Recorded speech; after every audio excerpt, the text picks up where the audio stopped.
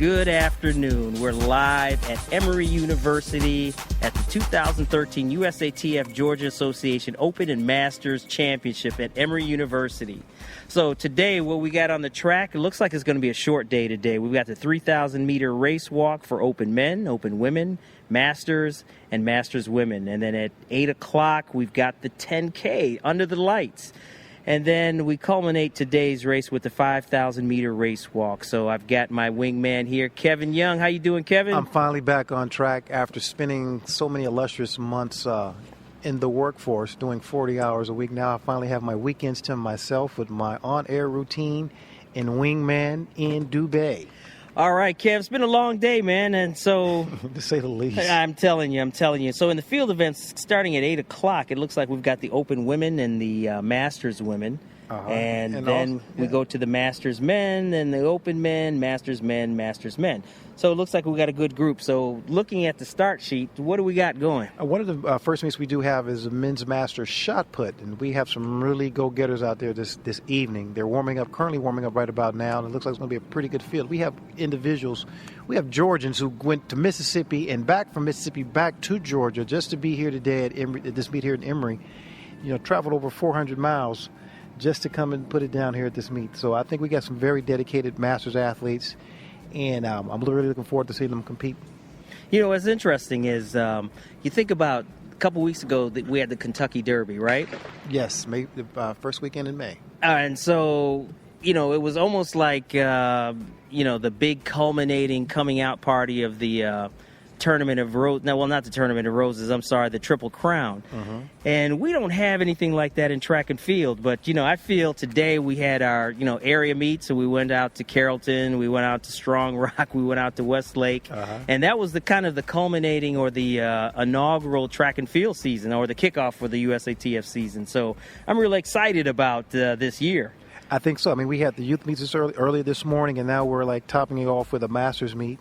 And that's pretty incredible. I like the timeline in which we've been able to move around the city, the state today.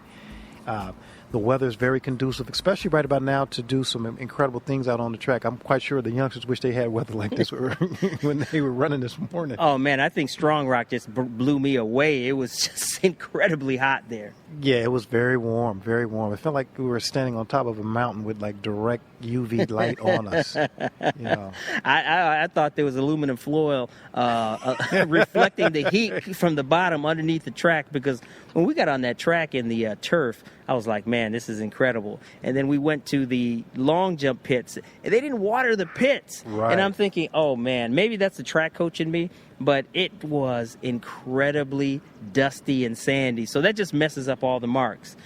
And then out west, we had Prefontaine. So what's going on at Prefontaine? Well, I was only able to look at some of the results on Prefontaine. Digitally now everybody has firewalls on their servers and all, but we had some performances. Obviously, we had men's long jump. We had our buddy Dwight Phillips online to compete today. I'm not sure what his result has been, but we had Saladino from Panama. We had Sebastian Baer, the German long jumper. But all eyes will be definitely on Dwight Phillips, our Georgia native boy here. So I'm looking forward to later on looking and checking out some results from him. But they had a very stacked field, of course, in the men's 10,000 meters. They had Kanisha Bekele, Iman Murga. They had Mohammed Ahmed, Arnie Gabias, Timothy Toriotich from Uganda. They had an incredible field. I see that a lot of the African runners definitely turned out to come here to participate in that Prefontaine Diamond League meet. It has a new ring to it, with that Diamond League hooked onto it. Oh, absolutely. And, it's the Diamond League. But if I last remember, didn't they lose Samsung as a sponsor? And didn't that that marriage went away kind of rough? Yeah. Lately a lot of major sponsors have been, I wouldn't say pull out, but a lot of major meets have been losing their past support from sponsors which they've had. And, our love for the sport and the general public's love of the sport, somebody's going to pick up the mantle and move forward. But they had a friend in Samsung for a while. Now, what do you think caused that rift between IOC and Samsung? I mean, is it that we as athletes or as track and field didn't represent track and field or Samsung, they didn't feel that they got their quid pro quo? Be honest with you, I'm not quite sure they're marketing people because with the youth that we have in our field, in our sport, there's always incredible and great advertising ways to market and to promote and push product. Be honest with you, I'm not sure that Samsung did a very good job in trying to attach themselves to our sport. I'm not sure what direction that they were trying to take on that at all. And who's to say what sort of directive the IOC had gave them as sponsors? Now, let me ask you this. What do you feel is a natural fit for sponsorship? I mean, who out of the companies we do business with would you say is going to be a natural fit that fits? A natural fit with sponsor would definitely, I would say, would be some sort of proper nutrition company. I mean, we could always say water and soft drinks and the like, but we know that our top water or beverage makers, they need to make it more inclusive of more athletes other than their superstar athletes that they're considerably always trying to cater to. And I believe they need to mix it up. But the natural sponsors for the sport, I would say they need to partner up with other entities outside of track and field to make it more of a take the exclusivity off of the personalization of track and field.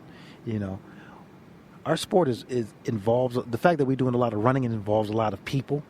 So they should make track and field literally more generic. They should treat it as generic as it actually is when it comes to the athletes. Because when you look at just the general participant in running, everybody runs. Everybody runs. So I think their marketing approach should be very general as opposed to being specific towards individual athletes. Well, Kevin, we're going to take a break, and we'll be back in just a few minutes. Thank you.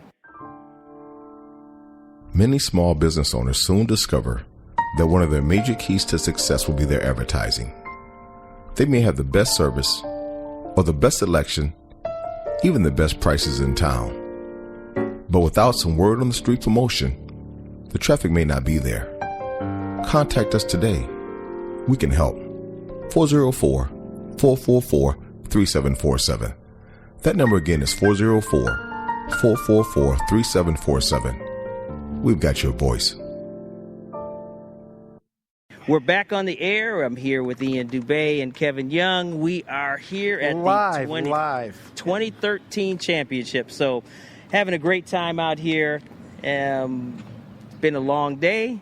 So, Kevin, what's kind of some hot topics coming out of Prefontaine? A little get back. Got a little quarter miler get back for some American 400-meter runners and some American sprinters. Just to say a few things at the Prefontaine Classic today. They're in beautiful Eugene, Oregon, the Diamond League race. They're on the West Coast. I think the very first one of its kind. We have a little get back from our man LaShawn Merritt. He had a race against the young phenom Karani James. What happened? What did Karani James do last week or in Shanghai meet? What did he run? Do you know of any? Well, he actually ran away with the race. He went sub 40. I mean, he went 44 low, and LaShawn Merritt was a distant second. So it looks like we've got a new competitive rivalry. Yeah, it's going on. But this at the Prefontaine meet this today, LaShawn Merritt went face to face against the young Karani James, and guess what? Merritt ran 44.32 seconds, and guess how fast Karani James ran? 45. 44.39. Very close race. Oh, wow. The tape. But you get back is get back, however you get it. Exactly. A win is a win any day of the week. That's now, right. What the beautiful part about this young kid, he's being coached by Harvey Glantz. A sprinter. Exactly. Not only a sprinter, but a longtime coach at the University of Alabama. Mm-hmm. He really nurtured and brought this kid up. His performance hasn't stopped. I mean, I'm looking at him as one of the Olympic favorites if he can stay healthy through the next couple of years. I mean, that's the key. If he stays healthy, stays on his training regimen, don't get too overwhelmed by the competition, just grow as an athlete and uses the experiences in which he's gaining meet to meet, and learning how to travel overseas and stay healthy and perform well. He should definitely be the Olympic favorite. I mean, that's the key part. But the one, Ian, as well as I do. Quarter milers come and quarter milers go. And it's always someone, not to take away from Mr. James, but it's always some young quarter miler who just pops up like a tulip, just pops up and you're like, whoa, where did this guy come from? But the key thing is his maturity in the race and his development, because we've seen him run very well, and I'm still convinced that he's definitely still growing as a quarter miler, definitely. And I think Harvey's nurturing very slowly, which is good. And if you look at him, way back in his junior, he came in, very slow. I mean, he performed at a high level as a junior athlete, and then he, went 4 years at University of Alabama, and then he went to the Nike program. But the beautiful part about it is, the consistency, Kevin. He kept his college coach. Well, the college coach obviously retired from the University of Alabama, but he kept that relationship in place. And since that relationship is in place, he didn't have to go to a new coach and learn each other. Exactly. I think the temperament between coach and athlete is something that needs to be very fine-tuned. And those relationships, I think that, to be honest with you, that is obviously the most important relationship an athlete can have, especially in our sport. This is a very individualized sport, and athlete and coach definitely need to be on the same wavelength at all times when it comes to training, nutrition, knowing when the athlete has his or her rest, and just to sit down and talk race strategy and race planning as the days go by. I think that's where the athletes and the coaches, because like I said, as a coach, how much experience and learning do you get each and every time you get a new athlete? It's a whole new book that you have to open up as a coach yourself. Am I right? Absolutely. I mean, as a coach, it takes me about a year to really know the nuances of the athlete. It takes them a year to know me as a coach. And going in as the team dynamics, it takes that time to gel, to develop as a cohesive unit, and then perform at a high level. It's a beautiful thing when the athlete comes in very talented. But obviously, even them coming in at a very high talent level, that talent has to be nurtured over the years, because this is not a sprint, as they say. It's a marathon.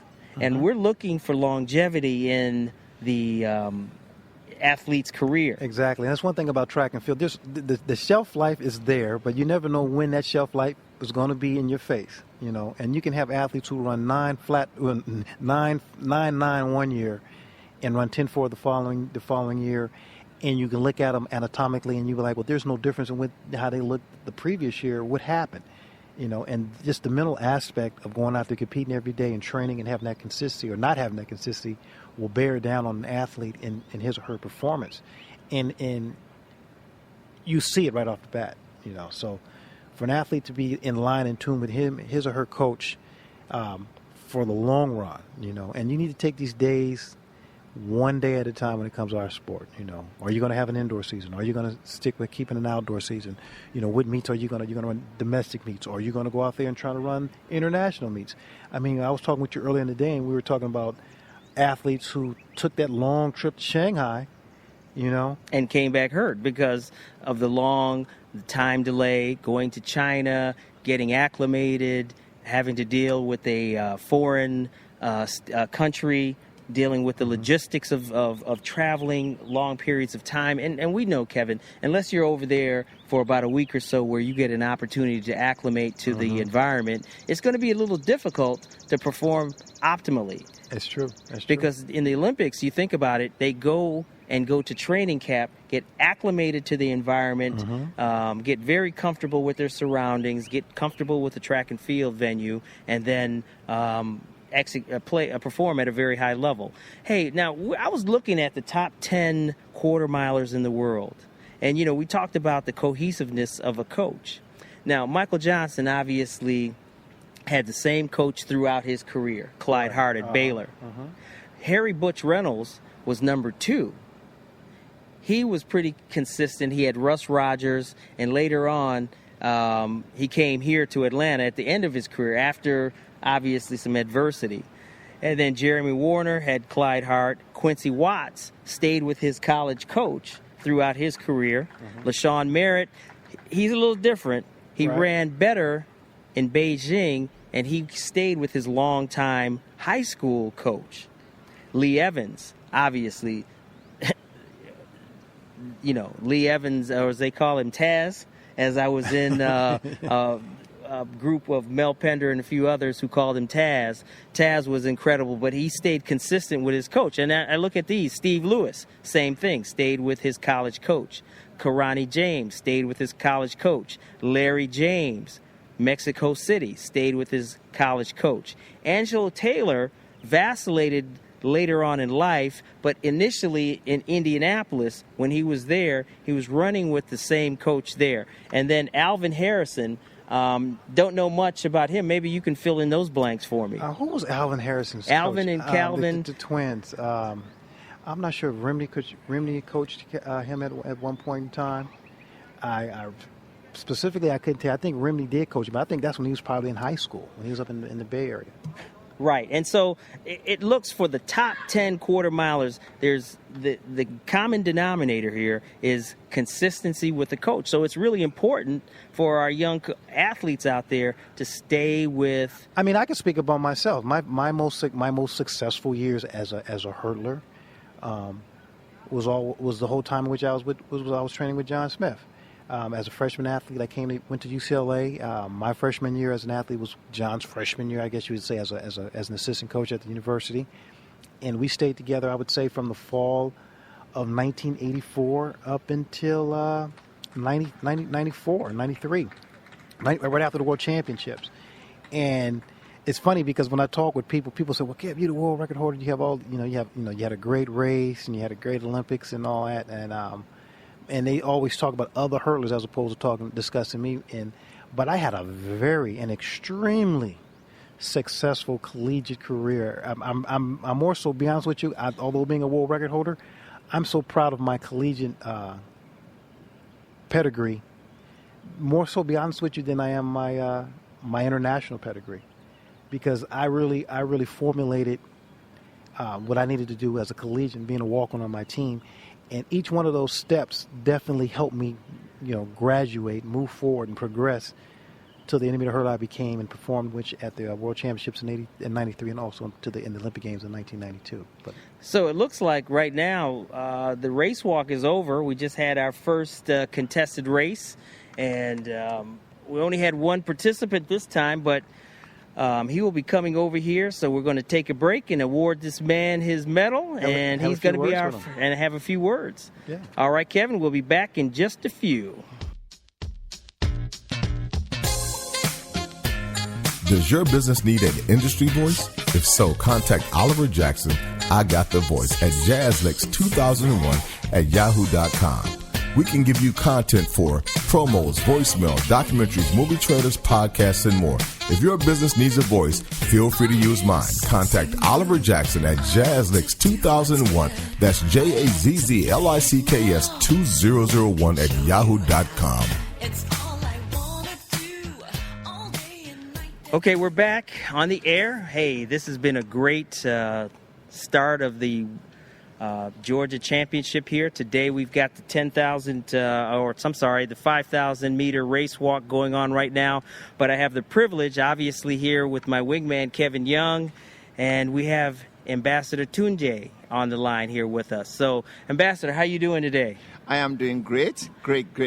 Well, I want to first thank you for coming out and spending a little time with us, explaining to the crowd here what you're doing with your foundation. That's one. And number two, I want to thank you for actually presenting the awards to our gold medalists. Yes. And that must have been a treat for us. I think a lot of people didn't understand initially what you were here doing, but I think they now have a newfound respect for the African diaspora and the goal of bringing the Olympic Games to the African continent for the first time. So let's talk about that. What is the goal there? Let me first of all congratulate you for what you're doing here, because I'm very, very much impressed with what I saw today, and also the activities and the competition you organized. I would say that this is the beginning of how we have to reach out to the African nations from the continent of Africa. The initiative that is happening at the 6th region of Africa is an antidote to some of the problems in Africa in the area of sports, training, and also in the development of sports and creativity. What I witnessed here today signify a lot of great things coming. We celebrated the Africa Day celebration last week, Friday, at the state capitol.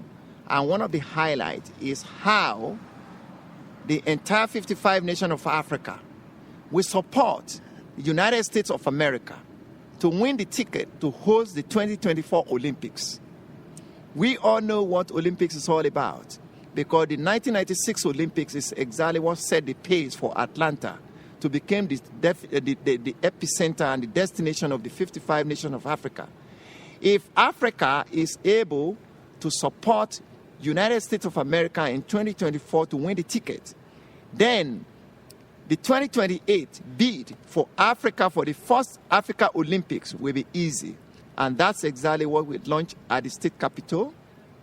Last week, Friday, I've got the proclamation and the resolution. So I will say that, as I said, hope deferred, make the mind sick. But when the desire are met, it's a tree of life. What is happening now is a tree of life for the development of the diaspora, which include United States of America, Brazil, Australia, Canada, the Caribbean, and all the entity outside Africa. Now, also for Africa now, hoping to host the Olympic for the first time in 2028, I think it's a dream that will actually be accomplished.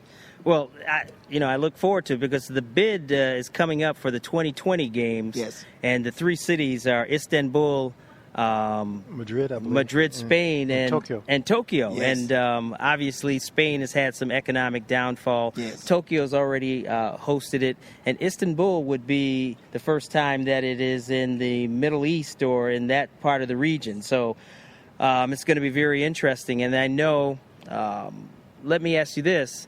I know that the African Union is going to support which country? Well, I think the question you mentioned is quite right, because Istanbul looked to be the favorite for hosting the Olympic for the first time, because Istanbul is a bridge between Europe and the Middle East and also Africa.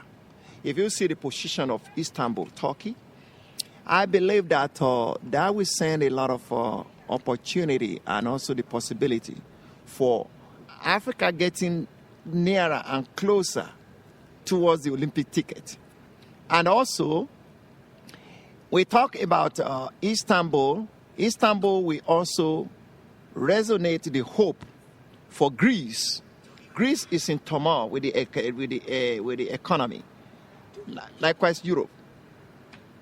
So I believe that Istanbul might win the ticket for the Olympics.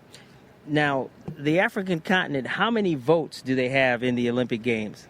If I may say, I think it's already increased now. It used to be about 14. So they have 14 votes. It's more than that now. I don't actually know the number now, but I can do the research for you. But I believe that since the 1996 Olympics, with the triumph of African nations, the ticket has already increased. But the possible thing is that everything is political. Whether the ticket or not, the support that the African nation will put behind any of the country means a lot for them to win the ticket. Now, obviously, the politics of sport is very difficult. Yes. And there's 2020, yes, and then there's 2024, which yes, we know that the United States is going to bid heavily for the 2024. That's right. Where is the next logical place? And now the African continent is big, 55 nations. Where is the logical home for the 2028 games? That's a very good question. You know, when we actually started the bid for the World Cup, FIFA World Cup in 1999, after the All-African Games in South Africa, I proposed an antidote for Africa that, well, you had the All-African Games successfully here for Mandela in 1999. Why don't you keep all the facility you have now intact and attempt the World Cup? Everything went well. They almost won the ticket in 2006. But you mentioned politics. Politics has a lot of role to play in sport. The politics makes it happen in Germany in order to breathe or to strengthen up the euro. Now, they gave them the automatic ticket to host it in 2010. The facility in South Africa now is intact. It's more than the world class. And they are using this one for games and also preserving it. And we said now, if you can host the World Cup hitch-free, no incident, nothing, and everything is well, why don't you keep the facility you have towards the Olympics? This is why the equation comes. South Africa looks favorably to get a ticket. But what we are going to do, in order to make every other country or every other region feel comfortable, because the first Olympics in Africa, whether it's hosted in South Africa, is entirely for the entire African nation, like the World Cup. We want the West Africa region to bring a country. We want the East African region to suggest a country. We want the South African region to bring a country. We want the North African region to bring a country. We want the Central African region, those five regions, to now bring a country that will possibly be the host. Out of those five, we are going to nullify with the facility, with the economy, with the standard, with everything. This will give the automatic ticket to the country that actually qualify, which is going to be South Africa. But in order to make everybody feel okay, we give a shot and opportunity for each of those regions. That's exactly the game. Well, Ambassador, yes. I want to thank you very much for ending our show, our first broadcast for this evening, and you're welcome to come tomorrow.